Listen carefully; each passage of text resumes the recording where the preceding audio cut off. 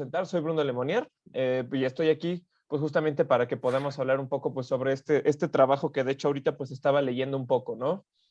De hecho, como dato curioso, acabo de hacer un trabajo también sobre cambio climático, pero enfocado más al periodismo. Entonces, pues más o menos también me sirve para presentar mi tesis y un par de detalles que tengo por ahí. Y bueno, muy interesante, ¿no? Entonces, antes de empezar, mi primera pregunta sería, pues, ¿cuál es su formación, cuál es su trayectoria y su trayectoria y qué los ha llevado a escribir este libro, ¿no? Muy interesante sobre el cambio climático, sobre el porvenir, las soluciones y todo. Así que, adelante. Bueno, yo toda mi carrera la he hecho en el Instituto Mexicano del Petróleo como investigadora en problemas de contaminación de petróleo en sistemas marinos. Soy bióloga de profesión en la licenciatura, después estudié una maestría en ciencias marinas y posteriormente un doctorado en manejo de recursos naturales. Ahora, sustancialmente, ¿qué nos ha hecho irnos acercando a esto? Pues es que esta es una problemática que cuando yo empecé a estudiar, de mi parte, era un tema que apenas si se escuchaba, apenas si se oía, pero que ya había ciertas alarmas, ciertas búsquedas sobre esto. Y pues además poder trabajar con otras cosas y con el doctor Shifter y en un instituto donde pues los problemas que nosotros atacamos son reales, son problemas de cómo resolver una situación que ya está ahí en ese momento, pues nos ha hecho pensar en problemáticas que son del día a día, ¿no? Nosotros empezamos trabajando con los problemas de las gasolinas y la contaminación de las gasolinas, cuando eso era lo más importante y ahora eso ha quedado en un segundo término porque ya hay hasta autos eléctricos, pero sin embargo el cambio climático es una cosa que se ha venido recrudeciendo y ha venido aumentando, ¿no? Entonces esa es nuestro interés y nuestra preocupación y la historia de mi trabajo, ¿no? Bueno, yo soy químico farmacéutico de inicio. También trabajo en el Instituto del Petróleo. Tengo alrededor de 50 años de trabajar ahí. Y he pasado por diferentes cosas que hace el instituto, de ingeniería básica, etcétera. Y los últimos años he estado trabajando en combustibles porque la industria petrolera en particular le interesaba cuál era el efecto de los combustibles. Y como dice Carmen, los combustibles apenas ahora, la contaminación por transporte representa el 26% nada más. Entonces hay dos cosas que me llamaron la atención y que creo que son el eje central del libro. Una es que podemos estar arañándonos de que bajemos la contaminación, de que no contaminemos tanto, de que que no comamos carne, etcétera. Pero el problema ya está ahí. Es decir, hay suficiente cantidad de CO2 y de metano en la atmósfera que no vamos a poder bajarlo de ahí. Para darle una idea, hay 48,000 millones de toneladas de CO2 en la atmósfera. Y entonces no queda más que dos cosas que son el motivo del libro. Hacer una contribución de cuáles son las industrias y que contaminan, etcétera. Pero la contribución fundamental es que no queda más que dos caminos. Uno es mitigar y el otro es prepararnos para cómo vamos a solventar el asunto de la contaminación, es decir, los cambios radicales que se van a dar, ¿no? Entonces es mitigación y adaptación. Y esos son, digamos, los dos factores importantes. El tercer factor importante que me llamó la atención a mí al escribir el libro, yo no soy geólogo, pero resulta que los físicos nucleares tienen un reloj virtual que se llama el reloj del apocalipsis, y ahora con la cosa de Ucrania puede que le hayan movido a la aguja al reloj. Eso empezó como en 1945, en el tiempo de la Guerra Fría. Entonces los físicos nucleares habían puesto 10 minutos para las 12 para la hecatombe. Y le han ido cambiando, no por, ahora lo de Ucrania es una cosa muy, muy particular, pero el año pasado todavía le han ido cambiando, no por el asunto de la energía nuclear, le han ido cambiando por el cambio climático. Y eso fue lo que me llamó mucho la atención. Entonces lo pusieron a 2 minutos antes de que esto estalle, ¿no? Y el otro punto, para terminar y no hablar tanto yo, es que las etapas geológicas duran miles de años. Se supone que estábamos en el Holoceno. El Holoceno son 10.000 millones de años, pero muy recientemente un grupo de físicos y de químicos, entre ellos un premio Nobel de Química, Paul Crutzen, dijeron, esto se acabó, ahora estamos en el Antropoceno, es decir, el hombre en los últimos 200 o 300 años ha cambiado la trayectoria de la Tierra, lo que no había sucedido hace 10.000 años, ¿no? Y eso es lo que me pareció sumamente importante de llamar la atención. Hago la aclaración de que los geólogos se pusieron de uñas y dijeron, no puede ser, porque la evidencia de un cambio geológico se tiene que ver en las capas terrestres, ¿no? Pero la evidencia es que hay contaminación por todo lado, ¿no? Y esas creo que son las llamadas de atención del libro, ¿no? Por ejemplo, me llama mucho la atención de que pues este es un problema, ¿no? Cuando hablan del trabajo es mitigar y accionar, pues me parece que hay dos perspectivas, que es a nivel micro o macro, ¿no? Es decir, pues todos dejamos de comer carne y todos dejamos de usar el auto, pero al mismo tiempo necesitamos la creación de políticas públicas y la creación de políticos. Por ejemplo, tenemos a Bolsonaro o a Scott Morrison o a todos estos personajes que niegan el cambio climático, ¿no? Entonces, pensando esto, para ustedes, por ejemplo, ¿a quién va dirigido este trabajo? Y bueno, esta es una pregunta compuesta, ¿no? ¿Y cómo se contribuye a partir del conocimiento? ¿Cómo se puede transformar este problema para que estos distintos actores empiecen a accionar para hacer esto a favor? Porque me parece que todavía no hemos hecho lo suficiente, ¿no? Para combatir este problema de una manera real. Yo creo que el libro iría a los que no creen, más que a los que creen, ¿no? Hay gente que niega esto, pero las evidencias son abrumadoras. Empezamos a ver grandes tormentas, empezamos a ver que cosas cambian y había una propuesta que habían firmado todas las naciones, México incluido, que en el 2030 debíamos tener 1.5 grados por arriba, que no se va a cumplir, ¿no? Entonces, hay un asunto que se menciona en el libro, que son los puntos críticos, ¿no?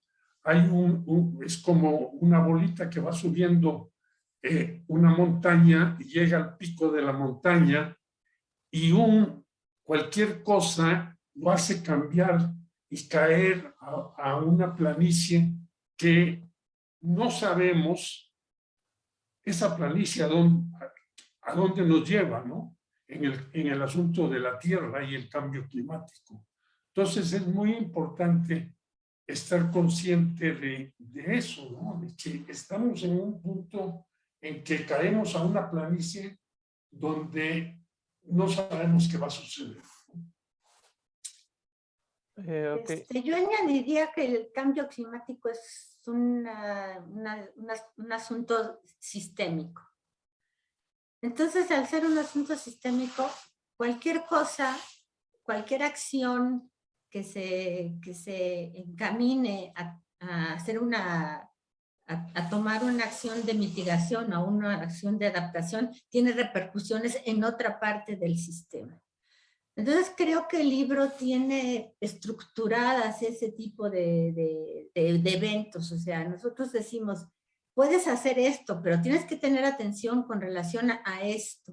Entonces, creo que cuando nosotros presentamos la información de esa manera en el libro, lo que nosotros damos, deja de ser el cambio climático un lugar común porque lo es.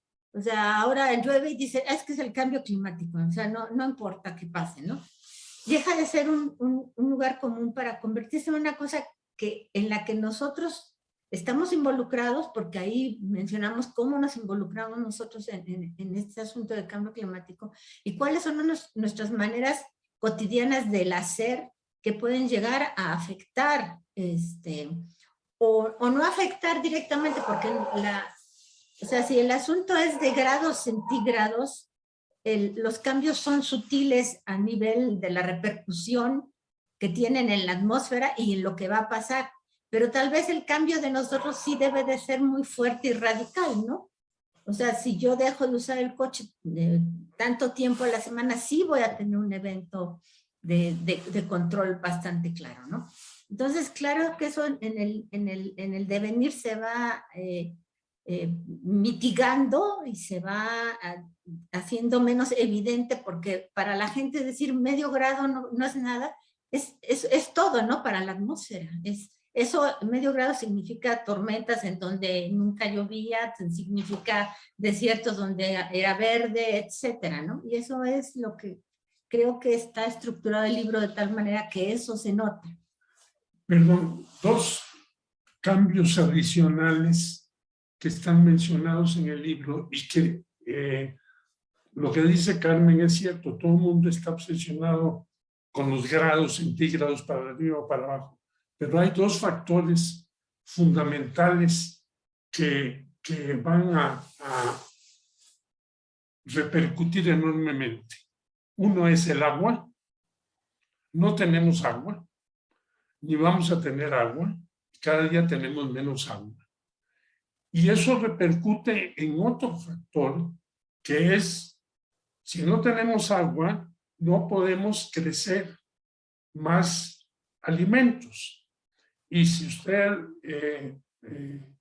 lo sabe, para el 2050 hay 9.5 billones de personas. Es decir, el crecimiento de los alimentos tiene que seguir, pero no sé cómo le vamos a hacer si no tenemos agua.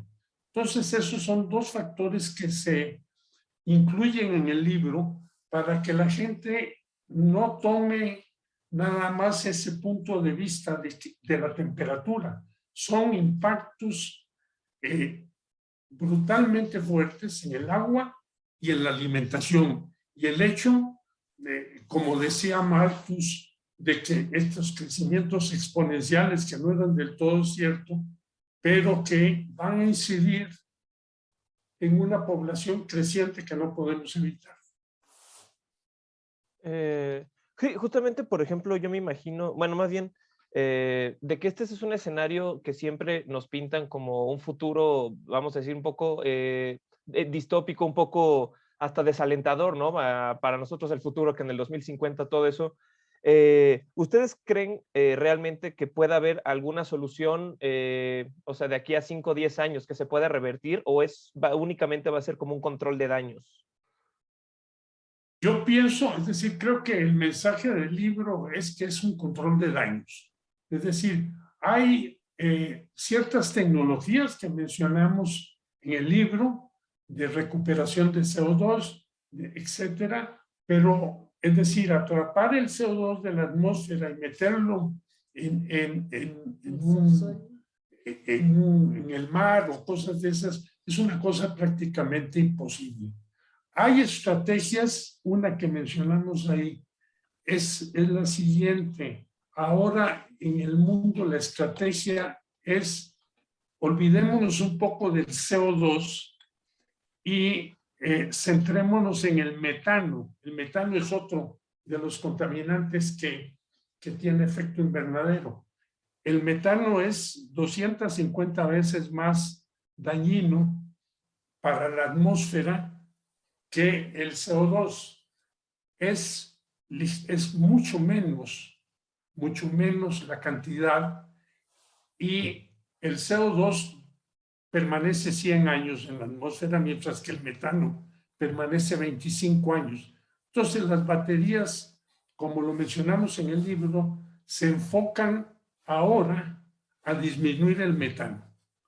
Y como usted dice, ¿qué cosas se pueden hacer con el metano? Pues usted sabe que el metano viene de dos lugares fundamentales, de la fermentación de las vacas, y por eso tiene que ver con el come menos carne, pero el comer menos carne tiene un asunto difícil que ahorita lo menciono rápidamente, y el otro es la siembra de arroz, pero la siembra de arroz produce metano, y tenemos un país como China, que es inmenso y que necesita cantidades tremendas de metano. Entonces, ¿qué hay que hacer? Se menciona en el libro, hay que cambiar la tecnología, cambiar la alimentación de las vacas para que no generen la fermentación de metano, etc. Es decir, son soluciones paliativas que debemos afrontarlas con toda la seriedad. De hecho, se está haciendo, porque es la única manera de no caer al abismo, ¿no? Justo, ¿no? Y, por ejemplo, yo me pongo a pensar de que quizás es un poco, por ejemplo, decimos, ¿no? La fermentación entérica de las vacas, dejamos de comer carne, pero al mismo tiempo hay miles de familias que dependen económicamente de la producción de carne, entonces se vuelve un problema cada vez más complejo, ¿no? Pero podemos decir, bueno, a estas personas las ponemos a servicios forestales o alguna otra cosa que genere, pero bueno, yendo a mi pregunta es, entonces, ¿es un problema de nosotros como ciudadanos, como individuos, o es un problema sistémico? ¿Dónde poner el dedo para empezar a hacer un cambio? ¿Cambiar las guías nutricionales o que la gente tenga otro tipo de recursos, producir otro tipo de alimentos? ¿Dónde creen ustedes que estaría el cambio? ¿O dónde empezaría el cambio? Porque es difícil, ¿no? Como personas individuales, dos diría yo. Una, cambiar la dieta, es decir, tener una dieta con mayores verduras, disminuir la carne. La carne no se puede quitar porque somos carnívoros desde que nacimos hace millones de años. Tiene un montón de, Carmen puede decirlo porque yo ya no me acuerdo de ese montón de vitaminas y minerales, aminoácidos, etcétera, que son esenciales. Entonces, pero hay el problema entre los países ricos y los países pobres. Los países ricos comen en exceso. Los países pobres, algunos de ellos no comen, ¿no? Hay 800 millones de personas malnutridas, ¿no? Y la otra cosa que podemos hacer, que es un fenómeno que tiene una gran importancia en el asunto del cambio climático, es la basura. La generación de basura es uno de los problemas sustanciales de quemar energía para deshacerse de ella, y la manera de quemar energía para deshacerse de ella sigue siendo los combustibles petroleros, etcétera, etcétera. No hemos desarrollado fuentes de energía de manera global y mucho más extensas, de usar el sol y usar eso, todo se ve como una fantasía, ¿no? Pero yo creo que es por ahí por donde debemos transitar. Y yo creo que es un problema que, o sea, uno tenía un desarrollo que puede irlo haciendo en la historia desde un desarrollo de la época de las edades de piedra hasta el desarrollo agrícola, y luego pasas por el industrial, y luego empieza a haber algo que es un llamado desarrollo sustentable o sostenible.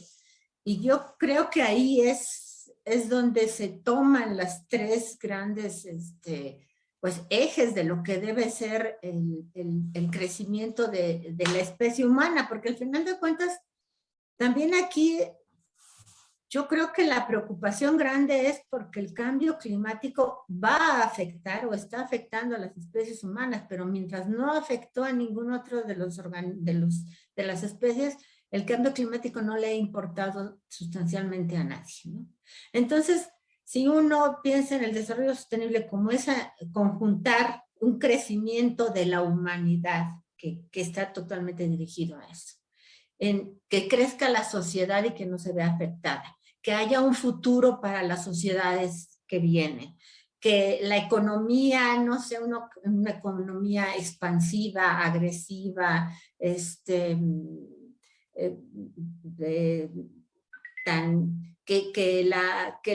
que se tome en cuenta los ecosistemas para cualquier decisión, ya sea económica o social. Esa es una tendencia, que no es una tendencia, sino ya es una cosa que puede estar instalada en las políticas de muchos países. Pero eso tiene que permear a todo el mundo, porque como dice el doctor Shifter, estamos en lugares donde la gente es muy pobre y los países muy pobres, y en lugares donde o sea, en países con altos ingresos de capital y grandes economías, etcétera, no tienen problemas de comer carne, ¿no? Y además este es un prestigio, ¿no? O sea, yo me como una res y eso es para aplaudirse. Cuando al final de cuentas el señor que a los 20 años se come una res, a los 45 va a tener muchos problemas renales por la misma razón, ¿no? Entonces, es entender esto como que todos somos por parte del mismo sistema, o sea, que el que yo me beneficie no le viene bien al planeta. Y el último asunto que tocó Carmen, pero muy ligeramente, creo, es la biodiversidad. Es decir, estamos matando miles de especies y son parte de un ecosistema, deberíamos tener respeto por ellas, pero ellos también contribuyen al ecosistema y vivimos del ecosistema, somos parte de un ecosistema que se está degradando no solo en lo humano, sino también en el reino animal y en el reino vegetal, la deforestación, etcétera, ¿no? Entonces, creo que esos temas, aunque no con una profundidad como queríamos, porque no era la intención del libro, sino más bien un libro de divulgación, pero sí toca esos temas como temas de reflexión para quien lo lea, ¿no? Okay. Y, por ejemplo, me parece que hay otro componente, bueno, pensando que es los medios, ¿no? Ustedes, por ejemplo, como científicos, ¿ustedes creen que este tema ha sido difundido de una manera óptima? ¿Los científicos son escuchados? O, por ejemplo, cuando se habla del cambio climático o todo este tema, ¿se escucha más a los políticos? O ¿cuál sería su opinión con respecto a cómo quienes son los encargados de difundir al ciudadano común, incluso a los políticos, a los tomadores de decisiones, cuál ha sido su desempeño y cómo podría mejorar, en su opinión, desde el punto de vista científico?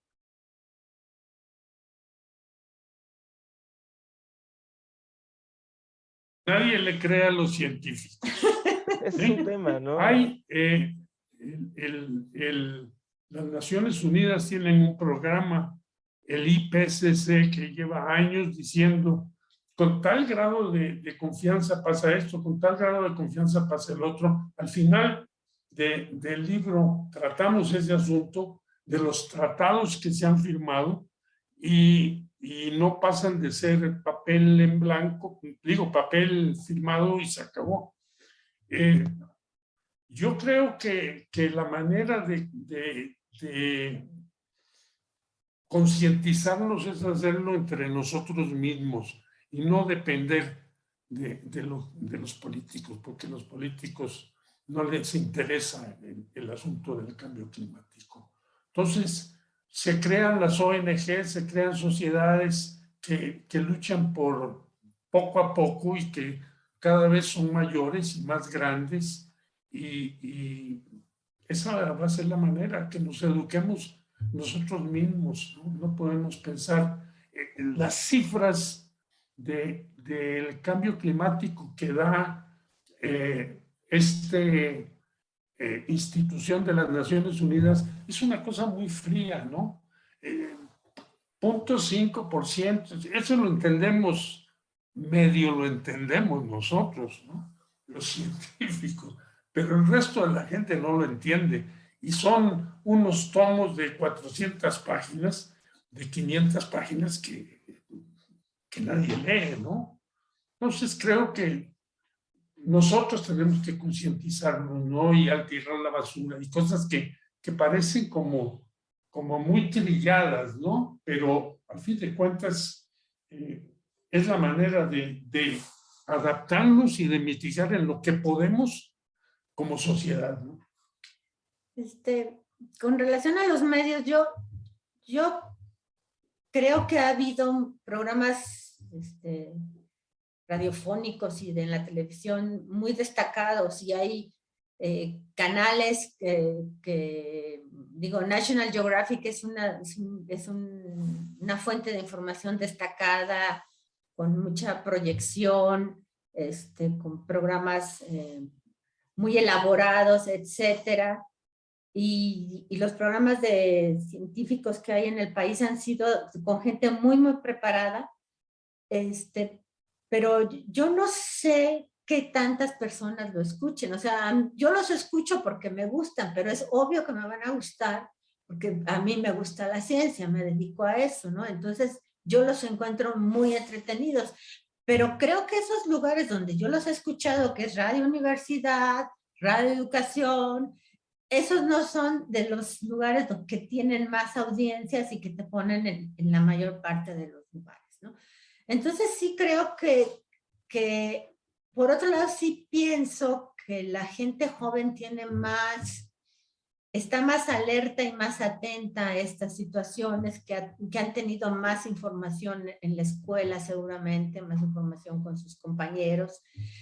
Y es muy probable que haya programas en la televisión infantil o en la televisión comercial que estén bien realizados y que les hayan hecho ser sensibles, aquí está, ya, que les hace ser sensibles a la problemática. Pero no estoy segura porque yo realmente no los he visto. O sea, sí tengo que decir que no es un lugar donde yo me acerque, que sería la televisión en general, ¿no?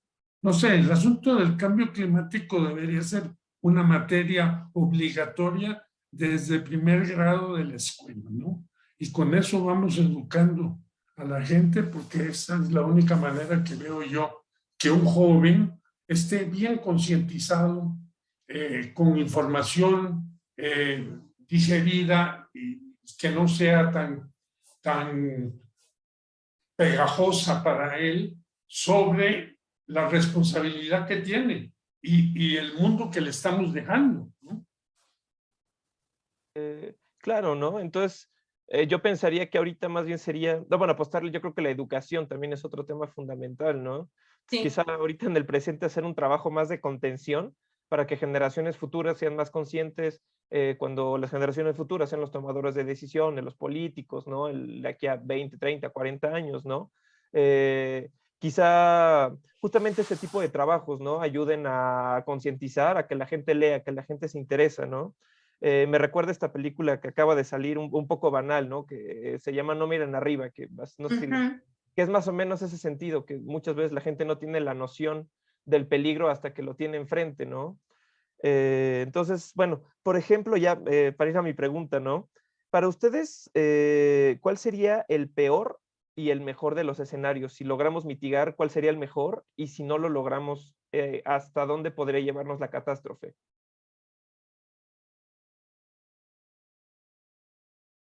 El mejor de los escenarios es que en el cambio crítico ese que he hablado, nos quedemos ahí arriba en la cúspide de la montaña y no pasemos de ahí.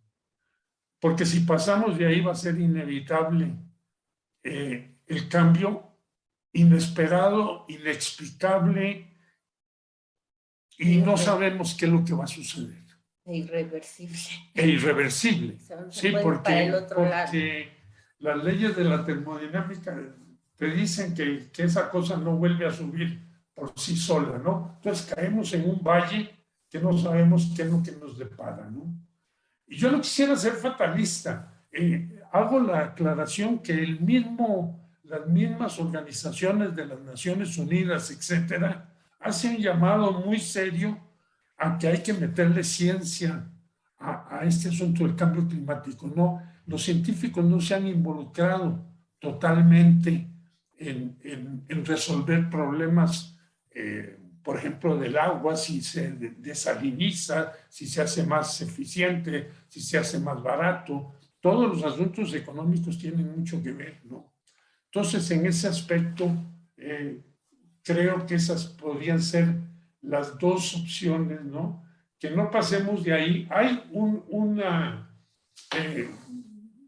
carta de los límites planetarios que lo publicó un señor en la revista Nature en el 2009, Rockström se llama el señor.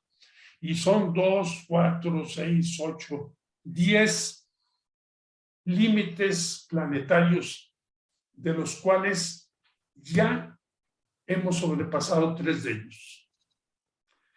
Uno de ellos es el cambio climático, ya lo sobrepasamos. El otro es la pérdida de biodiversidad, ya lo sobrepasamos. Y el otro tiene que ver con el ciclo de nitrógeno. El ciclo de nitrógeno es importantísimo para todo el asunto de las plantas y el crecimiento de los alimentos. Esos 3 ya los sobrepasamos. Y dicen, bueno, hay 7 más, por favor, no los sobrepasemos porque no vamos a sobrevivir, ¿no? Ok, pero sin embargo todavía podemos sentirnos positivos, ¿no? A pesar de, Claro, a pesar de claro. todo esto, muchas veces dicen que es digo, no sé, es como la metáfora del niño que hace la tarea un día antes de entregarla, ¿no?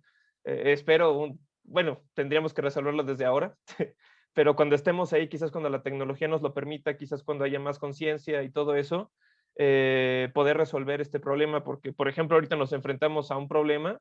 Por ejemplo, ¿ustedes ligarían la actual crisis de la pandemia a, digamos, a la depredación de la selva, a ir y buscar un virus? O, no sé si fue lo de murciélago y todo eso, pero también está ligado de alguna manera, ¿no? Claro, lo que estamos viviendo. definitivamente. Es que ese es el tipo de cosas que se espera que pasen. O sea, cuando nosotros pensamos en rebasar el límite, es un límite que está dado para la sobrevivencia de los seres humanos. Pero eso no quiere decir que no sobreviva un virus que nos está atacando a nosotros, ¿no? Ni quiere decir que no crezcan otros organismos de manera mucho más exitosa. Y también hay una teoría de Gaia que dice que el planeta es un organismo al igual que todos y que entonces también tiene su metabolismo, sus fases de crecimiento y que entonces el planeta como tal puede sobrevivir. Lo que no necesariamente va a sobrevivir es la especie humana. Y eso sí puede ser catastrófico para nosotros como humanos, pero como una realidad es bien posible, ¿no? Entonces, el apocalipsis es porque se acaba la humanidad, no el planeta, ¿no? El planeta va a seguir girando, ¿no? Eso es, o sea, sí, no es por, o sea, el planeta o sea, en mi visión el planeta no se va a acabar. Claro. El planeta va a cambiar, porque además, digamos, así ha sido, ¿no? O sea, el planeta tiene una historia geológica en la cual podemos ver todas estas etapas que son geológicas, que toman miles de años, y en la última aparecimos nosotros, ¿no? Pero va a haber un factor económico que gravita en las grandes decisiones, ¿no? Y ese factor económico, yo no sé si los países ricos lo van a asumir y van a ayudar a los países pobres. Si no, los países pobres se van a extinguir mucho más rápidamente, ¿no? Y estamos hablando de miles de millones de personas, ¿no? Y los países y los lugares más cercanos a las costas por la elevación del nivel del mar y toda una serie de cosas, ¿no? Entonces, o sea, como dice el doctor, tampoco sabemos qué va a pasar, ¿no? La peor de las catástrofes es que desaparezca Homo sapiens. La otra es que viva en condiciones bastante limitadas por los propios límites que se ha puesto a los sitios donde podrá seguir haciendo sus actividades como las hace en la actualidad, ¿no? Si seguimos haciendo lo que hacemos de la misma manera, no tenemos muchas opciones. Y bueno, ya para redondear entonces, el libro, porque el reloj del apocalipsis se me hace un nombre sumamente atractivo, ¿no? Si fuera en la librería y lo viera en la biblioteca, sin duda por lo menos lo tomaría y lo leería, ¿no? Entonces, vaya, tenemos un problema, en resumen nos podemos mostrar escépticos, pero también positivos al respecto. Y finalmente, entonces, ¿qué le dirían al público que los quieren leer? Es este libro, ¿no? Que lo vamos a presentar, que lo vamos a intentar mover. Va a estar ahora que el conocimiento debe ser libre, va a ser de acceso abierto, ¿no? Que sea, entonces, ¿qué le dirían finalmente a los jóvenes, a sus lectores que vayan a leer este libro? ¿De quién más se podrían informar, ¿no? También otro tema que no lo tocamos es la hispanización de esta literatura, ¿no? Que me parece muy importante tenerla en español, porque muchas veces el público no habla, ¿no? Entonces, ¿cuáles serían como sus palabras hacia estas quizá futuras generaciones, lectores, consumidores de este material? Pues que duele mucho leerlo, pero que tienen que hacerlo, porque en ellos recae la responsabilidad, en los jóvenes, en los que lean, de no llegar a las 12 del reloj del apocalipsis, ¿no? Creo que el libro no es negativo, es un libro que presenta datos reales y que le permite a una persona tener una visión un poco más general y más global que nada más esto que siempre nos presiona el periodismo y las cosas sobre la temperatura. La temperatura es solo un pequeño asunto y hay otros mayores, la basura, la comida, el agua, etcétera, que se van a ver perjudicados por el cambio, ¿no? Entonces, eso les permitirá también tomar decisiones sobre qué estudiar una vez que, no una vez que lean el libro, pero serán las materias del futuro, ¿no? La geología y la termodinámica y las matemáticas no serán tan importantes como los cambios climáticos y cómo hacer plantas que crezcan a temperaturas mayores que las que estaban acostumbradas, ¿no? Cosas por el estilo. Hay mucho de biogenética y etcétera que hay que explorar, que no están del todo exploradas, ¿no? El libro abre esos diversos temas para que los lean y los asimilen y tomen decisiones, ¿no? En su vida. Y yo añadiría que esto no es un asunto generacional, ¿no? O sea, la generación anterior a nosotros y la que nos sigue, hemos caminado por este planeta, que es un planeta rico, que es un planeta hermoso, que es un planeta que nos da muchos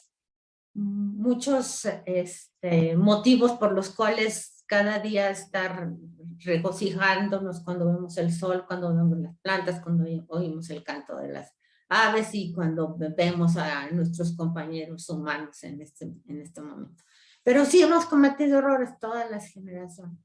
Entonces, que aprendan de lo que nosotros cometimos en algún momento de esas generaciones y que ellos vayan viendo justamente dónde están los problemas reales, o sea, hacia dónde pueden incidir, porque sí es notorio lo que con ciertas alertas se ha logrado hacer en este momento. O sea, hace 5 años no había coches eléctricos que uno dijera van a circular por la calle, ¿no? Y ahorita los coches circulan por la calle, son eléctricos y el problema es el sistema de distribución de la energía eléctrica para cargar los autos, pero en sí los autos ya no son un problema, ¿no?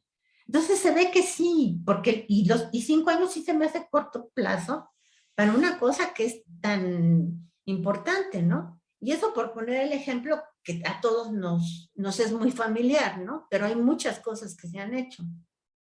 Los paneles solares, el vecino tiene paneles solares, mi amigo tiene paneles solares, eso es importante. Pues bueno, me parece que, bueno, se me acabó el guión de preguntas, pero pues muy interesante su trabajo. Me parece que es fundamental siempre estar generando literatura y literatura, ¿no? Sobre el tema, sobre todo en español. Y bueno, no sé si les gustaría agregar algo. Esta entrevista la estoy grabando y posteriormente la voy a subir a las redes. En cuanto esté, pues se las mando también para que ustedes tengan, bueno, si les gustaría tener el material, para que lo compartan y pues bueno, le podemos dar como visibilidad, ¿no? Desde nuestra trinchera. Bueno, pues de nuestra parte creo que ya es todo. Lo único que yo sí quisiera añadir es que qué bueno que menciona que esto ayuda al español, porque eso es algo que yo no había visualizado y eso es una cosa que se me hace muy bonita también. O sea, dentro de todo este contexto, que ayude al español es una cosa importante, ¿no? Sí, porque los referentes y al siempre fin de cuentas, perdón, Latinoamérica va a ser el granero del mundo. Entonces, pues todos hablamos español, hay unos cuantos que hablan portugués, pero la mayoría habla español. Entonces es una asociación importante, ¿no? Que haya literatura en español. Y generalmente los científicos tienden a escribir artículos que son en español mismo, pero que son inaccesibles para la gente, ¿no? Es más fácil tener un librito que nos dé información. Y ese es el sentido de lo que hicimos. No, pues muchas felicidades, ¿no? También para acabar, ¿no? Pues generar referentes que sean de aquí, ¿no? Que siempre los referentes son los europeos, los estadounidenses, de Canadá, de todos lados, ¿no? Entonces, pues bueno, de parte de la editorial Comunicación Científica, de mi parte, les agradezco mucho que al fin pudimos coincidir, ¿no? Sí, gracias. Y perdón, yo quiero agradecerle a la editorial también el magnífico libro que hicieron. Fue una edición que no esperábamos, de la calidad y del trabajo tan serio que hicieron ustedes, y aprovecho la ocasión para felicitarlos. Pues bueno, les agradecemos mucho y ojalá puedan seguir generando, escribiendo, ¿no? Siempre es importante seguir avanzando y nosotros pues desde nuestra trinchera darle este espacio, ¿no? A todo quien quiera publicar este tipo de trabajos. Muy bien. Muchísimas gracias. Gracias. Que tengan una excelente noche y hasta luego. Hasta luego. Hasta luego.